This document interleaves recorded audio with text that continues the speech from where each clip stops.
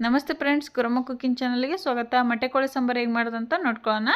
ಇನ್ನು ಯಾರು ನಮ್ಮ ಚಾನಲ್ ಸಬ್ಸ್ಕ್ರೈಬ್ ಮಾಡ್ಕೊಂಡಿಲ್ಲ, ಸಬ್ಸ್ಕ್ರೈಬ್ ಮಾಡ್ಕೊಂಡು ಸಪೋರ್ಟ್ ಮಾಡಿ. ಈಗ ತಡ ಮಾಡೋದು ಬೇಡ, ವಿಡಿಯೋ ಸ್ಟಾರ್ಟ್ ಮಾಡೋಣ. ಮೊದಲನೇದಾಗಿ ನಾವು ಇಲ್ಲಿ ಚಿಕನನ್ನು ನೀಟಾಗಿ ತೊಳೆದಿಟ್ಕೊಂಡಿದ್ದೀವಿ. ಇಲ್ಲಿ ಮೊಟ್ಟೆಗಳನ್ನು ಬೇರೆ ಸಪ್ರೇಟಾಗಿ ಎತ್ತಿಟ್ಕೊಂಡಿದ್ದೀವಿ. ನೋಡಿ, ಚಿಕನ್ನ ಒಂದೆರಡು ಟೈಮು ಚೆನ್ನಾಗಿ ತೊಳ್ಕೊಬೇಕು. ಇವಾಗ ಸ್ಟವ್ ಹಚ್ಚಿಬಿಟ್ಟು ಒಂದು ಕುಕ್ಕರ್ ಕೂಡ ಇಟ್ಕೊಂಡಿದ್ದೀವಿ. ಕುಕ್ಕರ್ ಬಿಸಿ ಆದ ನಂತರ ಅಡುಗೆ ಎಣ್ಣೆ ಹಾಕ್ಕೋಬೇಕು. ನೋಡಿ, ಇಲ್ಲಿ ನಾವು ಎಣ್ಣೆ ಸ್ವಲ್ಪ ಜಾಸ್ತಿನೇ ಹಾಕ್ಕೊಂಡಿವಿ. ನಾಟಿ ಕೋಳಿ ಸಾಂಬಾರಿಗೆ ಎಣ್ಣೆ ಜಾಸ್ತಿ ಇದ್ರೇ ತುಂಬ ಚೆನ್ನಾಗಾಗುತ್ತೆ. ಇಲ್ಲಿ ನೋಡ್ಬೋದು, ಈರುಳ್ಳಿ ಹಾಕ್ಕೊಂಡಿದ್ದೆ ಒಂದು ಹೆಚ್ಕೊಂಬಿಟ್ಟು. ಇದು ನಾಟಿ ಕೋಳಿ ಚಿಕನ್ ಒಂದು ಸ್ವಲ್ಪ ಎಟ್ಟಿ ಬರುತ್ತಲ್ಲ, ಚೆನ್ನಾಗಿ ಬೇಯಿಸ್ಕೋಬೇಕು. ಈರುಳ್ಳಿ ಫ್ರೈ ಆದ ನಂತರ 1 ಸ್ಪೂನ್ ಅರಿಶಿನ ಪುಡಿ ಹಾಕ್ಕೊಂಡಿದ್ದೀವಿ. ಅರಿಶಿನ ಪುಡಿ ಹಾಕ್ಕೊಂಡ ನಂತರ ನಾವು ಇಲ್ಲಿ ಚಿಕನನ್ನು ಹಾಕ್ಕೊತಾ ಇದ್ದೀವಿ.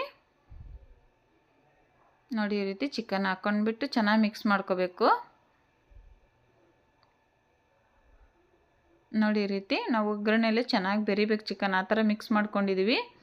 ಇನ್ನೇನು ಕುದೀತಾ ಇದೆ, ನಾವಿಲ್ಲಿ ಪುಡಿ ಉಪ್ಪು ಸೇರಿಸ್ತಾ ಇದ್ದೀವಿ. ಯಾಕಂದರೆ ಅದು ಎಣ್ಣೆಯಲ್ಲಿ ಕಲ್ಲುಪ್ಪು ಬೇಗ ಕರಗಲ್ಲ, ಅದಕ್ಕೋಸ್ಕರ ನಾವು ಪುಡಿ ಉಪ್ಪು ಹಾಕ್ಕೊಂಡಿದ್ದೀವಿ ಮೊದಲನೇದಾಗಿ. ಆಮೇಲೆ ನಂತರ ನಾವು ಕಲ್ಲುಪ್ಪು ಕೂಡ ಹಾಕ್ಕೊತಿದ್ದೀವಿ. 1 ಗ್ಲಾಸ್ ಅಷ್ಟು ನೀರು ಹಾಕ್ಕೊತಿದ್ದೀವಿ, ಅಂದರೆ ಸ್ವಲ್ಪ ಚಿಕನ್ ಮುಳುಗೋಷ್ಟು ನೀರು ಹಾಕ್ಕೊಂಬಿಟ್ಟು ಇವಾಗ ನೋಡ್ಬೋದು ಕುದೀತಾ ಇದೆ. ನಾವು ಕುಕ್ಕರ್ನ ಕ್ಲೋಸ್ ಮಾಡಿ ಒಂದು 3 ಸೀಟಿ ಕೂಗಿಸ್ಕೊತಾ ಇದ್ದೀವಿ. ನಾಟಿ ಕೋಳಿ ಚೆನ್ನಾಗಿ ಬೇಯಬೇಕಲ್ಲ, ಅದಕ್ಕೋಸ್ಕರ. ಇಲ್ಲಿ ಮಸಾಲ ಬಂದುಬಿಟ್ಟು ನಾವು ಹಸಿ ಶುಂಠಿ, ಬೆಳ್ಳುಳ್ಳಿ, ತೆಂಗಿನಕಾಯಿ, ಚಕ್ಕೆ, ಏಲಕ್ಕಿ, ಲವಂಗ, ಟೊಮೊಟೊ, ಕೊತ್ತಂಬರಿ ಸೊಪ್ಪು ಕೂಡ ತೊಗೊಂಡಿದ್ದೀವಿ, ಮತ್ತು ಕಾಯಿ ಕೂಡ ತೊಗೊಂಡಿದ್ದೀವಿ.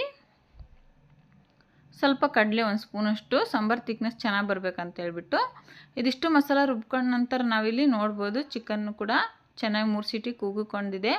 ಇವಾಗ ಚಿಕನ್ ಚೆನ್ನಾಗಿ ಬೆಂದಿದೆ. ಇವಾಗ ನಾವು ಈ ಟೈಮಲ್ಲಿ ಖಾರದ ಪುಡಿ ಹಾಕ್ಕೊತಾ ಇದ್ದೀವಿ. 2 ಸ್ಪೂನಷ್ಟು ನಾವು ಖಾರದ ಪುಡಿ ಹಾಕ್ಕೊಂಡಿದ್ದೀವಿ.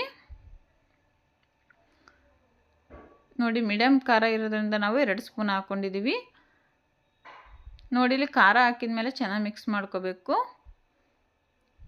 ಇವಾಗ ಧನಿಯಾ ಪುಡಿ 3 ಸ್ಪೂನಷ್ಟು ಹಾಕ್ಕೊಂಡಿದ್ದೀವಿ. ಧನಿಯಾ ಪುಡಿ ಹಾಕಿದ ಮೇಲೆ ಅಷ್ಟೇ ಚೆನ್ನಾಗಿ ಮಿಕ್ಸ್ ಮಾಡ್ಕೊಂಬಿಟ್ಟು ನಾವಿಲ್ಲಿ 1 ಲೀಟ್ರಷ್ಟು ನೀರು ಹಾಕ್ಕೊಂಡಿದ್ದೀವಿ. ನೋಡಿರಿ, ಒಂದು ಚೆಂಬಿಲಿ 1 ಚೆಂಬು 1 ಲೀಟ್ರ್ ನೀರು ಹಾಕ್ಕೊಂಡ್ಮೇಲೆ ನಾವಿಲ್ಲಿ ಕಲ್ಲುಪ್ಪು ಕೂಡ ಹಾಕ್ಕೊಂಡಿದ್ದೀವಿ.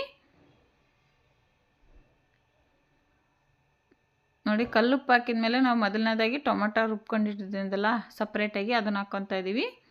ಟೊಮೊಟೊ ಹಾಕಿದ ಮೇಲೆ ಕುದೀತಾ ಇರುವಾಗ ಒಂದು ಚಿಕನ್ ಮಸಾಲ ಕೂಡ ಹಾಕ್ಕೊಂಡಿದ್ದೀವಿ. ಇವಾಗ ಗರಂ ಮಸಾಲ ಕೂಡ 1 ಸ್ಪೂನಷ್ಟು ಹಾಕ್ಕೊಂಡಿದ್ದೀವಿ. ಇದಿಷ್ಟು ಹಾಕಿದ ಮೇಲೆ ಚೆನ್ನಾಗಿ ಕುದಿಯುವಾಗ ನಾವು ರುಬ್ಬಿಟ್ಕೊಂಡಿರೋಂಥ ಮಸಾಲ ಕೂಡ ಹಾಕ್ಕೋಬೇಕು. ಮಸಾಲ ಹಾಕ್ಕೊಂಡ್ಮೇಲೆ ನಾವು ಸ್ವಲ್ಪ ಮಸಾಲ ಮಿಕ್ಕಿತ್ತಲ್ಲ, ಅದಕ್ಕೆ ನೀರು ಸೇರಿಸಿ ಹಾಕ್ಕೊಂಡಿದ್ದೀವಿ. ನಾವು ಎಕ್ಸ್ಟ್ರಾ ನೀರೇನೋ ಹಾಕೋಂಗಿಲ್ಲ ಇದಕ್ಕೆ.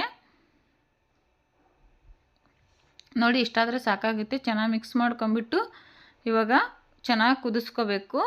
ನಾವು ಹಾಕಿರೋಂಥ ಮಸಾಲ ಎಲ್ಲ ಚೆನ್ನಾಗಿ ಕುದಿಸ್ಕೋಬೇಕು, ಸ್ಮೆಲ್ ಹೋಗೋ ಮಟ. ನಾವೇನು ಚಿಕನ್ನ ರೆಡಿಯಾಗಿ ಬೇಯಿಸ್ಕೊಂಡು ಇಟ್ಕೊಂಡಿದ್ದೀವಿ ಆಲ್ರೆಡಿ. ಇವಾಗ ನಾವು ಮಸಾಲ ಕುದ್ಬಿಟ್ಟು ಸಾಂಬಾರು ತಿಕ್ನೆಸ್ ಚೆನ್ನಾಗಿ ಬರುತ್ತೆ, ಅಲ್ಲಿವರೆಗೂ ನಾವು ಕುದಿಸ್ಕೊಂಡ್ಮೇಲೆ ಈ ಮೊಟ್ಟೆನ ನಾವು ಲಾಸ್ಟ್ನೇದಾಗೆ ಹಾಕ್ಕೋಬೇಕಾಗುತ್ತೆ. ಈ ಮೊಟ್ಟೆ ಹಾಕ್ಕೊಂಡ್ಮೇಲೆ 1 ರಿಂದ 2 ಕುದಿಸ್ಕೊಂಡ್ರೆ ಸಾಕಾಗುತ್ತೆ. ಮೊಟ್ಟೆ ಎಲ್ಲ ಚೆನ್ನಾಗಿ ಬೆಂದ್ಕೊಳ್ಳುತ್ತೆ. ನೋಡಿ, ಇಲ್ಲಿ ಸಾಂಬಾರು ಚೆನ್ನಾಗಿ ಕುದ್ಕೊಂಡ್ಬಿಟ್ಟು ಎಣ್ಣೆ ಬಿಟ್ಕೊತಾ ಇದೆ. ನೋಡ್ಬೋದು, ಇಲ್ಲಿ ಈ ರೀತಿ ಕುದಿಸ್ಕೋಬೇಕು ಸಾಂಬಾರನ್ನ ಚೆನ್ನಾಗಿ.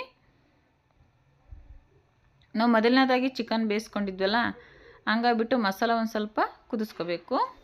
ನೋಡಿ, ಇಲ್ಲಿ ಮಸಾಲೆ ಎಲ್ಲ ಚೆನ್ನಾಗಿ ಕುದ್ಮೇಲೆ ಸಾಂಬಾರು ರೆಡಿ ಆದಮೇಲೆ ನಾವಿಲ್ಲಿ ಒಂದು ಬೌಲ್ಗೆ ಸರ್ವ್ ಮಾಡಿ ಕೂಡ ನಿಮಗೆ ತೋರಿಸ್ತಾ ಇದ್ದೀವಿ. ಈ ವಿಡಿಯೋ ಇಷ್ಟ ಆದರೆ ಲೈಕ್ ಮಾಡಿ, ಕಮೆಂಟ್ ಮಾಡಿ, ನನ್ನ ಚಾನಲ್ ಸಬ್ಸ್ಕ್ರೈಬ್ ಮಾಡ್ಕೊಂಡು ಸಪೋರ್ಟ್ ಮಾಡಿ.